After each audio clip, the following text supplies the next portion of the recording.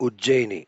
ఇది కేవలం ఒక పురాతన నగరం మాత్రమే కాదు, శివుని అపార శక్తికి, కాలాన్ని కూడా జయించే మహత్వానికి ప్రతీకగా నిలిచిన పవిత్ర క్షేత్రం. మధ్యప్రదేశ్ రాష్ట్రంలోని ఈ దివ్య భూమిలో వెలిసిన మహాకాళేశ్వర ఆలయం భారతదేశంలోని ద్వాదశ జ్యోతిర్లింగాలలో ఒకటిగా అత్యంత ప్రాశస్త్యం పొందింది. మహాకాళేశ్వర్ అనే పేరుకే గొప్ప అర్థం ఉంది. కాలాన్ని కూడా జయించే పరమేశ్వరుడు. అంటే జననం, మరణం, సమయం మూడు బంధనాలకు అతీతుడైన ఆదిదైవం ఇక్కడ మహాకాళేశ్వరుడిగా భక్తులకు దర్శనమిస్తున్నాడు. పురాణం ప్రకారం ఒకప్పుడు ఉజ్జయిని నగరాన్ని చందసేనుడు అనే ధార్మిక రాజు పాలించేవాడు. అతను పరమేశ్వరునికి గొప్ప భక్తుడు. అతని రాజ్యంలో ప్రజలు శివభక్తితో సంతోషంగా జీవించేవారు.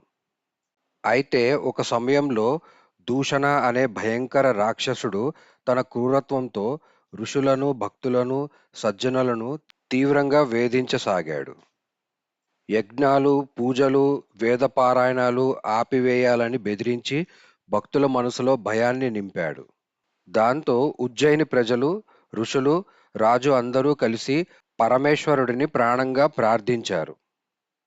వారి వినతిని ఆలకించిన శివుడు ఉగ్రరూపంలో ప్రత్యక్షమై మహాకాళేశ్వరుడిగా అవతరించి దూషణ రాక్షసుణ్ణి సంహరించాడు. భక్తులను రక్షించి ఆ పవిత్ర స్థలాన్ని దుష్టశక్తుల నుండి విముక్తి చేశాడు. ఆ తర్వాత భక్తులు పరమేశ్వరుణ్ణి ఇక్కడే శాశ్వతంగా ఉండమని ప్రార్థించారు. వారి భక్తికి ప్రసన్నమైన శివుడు అక్కడే జ్యోతిర్లింగ రూపంలో స్థిరమయ్యాడు. అలా ఉజ్జయినిలో మహాకాళేశ్వర్ జ్యోతిర్లింగం వెలిసింది.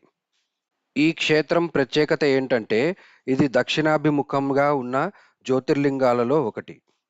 దక్షిణ దిక్కు యమధర్మరాజుతో సంబంధం కలిగినదని భావిస్తారు. అందువల్ల మహాకాళేశ్వరుని దర్శనం పొందిన వారికి మరణ భయం, కాలభయం తొలగిపోతాయని, అపమృత్యువు దోషాలు నివారించబడతాయని భక్తులు విశ్వసిస్తారు. ఈ ఆలయానికి ప్రపంచవ్యాప్తంగా ప్రత్యేక గుర్తింపు తీసుకువచ్చిన ఆచారం భస్మ ఆరతి.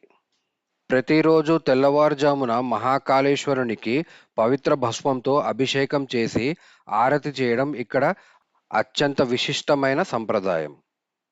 మహాకాళేశ్వరుని దర్శనం పొందిన ప్రతి భక్తుడు భయం, ఆందోళన నుండి విముక్తి పొందుతూ అంతరంగ శాంతిని అనుభవిస్తాడు. మీరు కూడా ఒకసారి ఈ పవిత్ర క్షేత్రాన్ని దర్శించి మహాకాళేశ్వరుని కృపను పొందండి.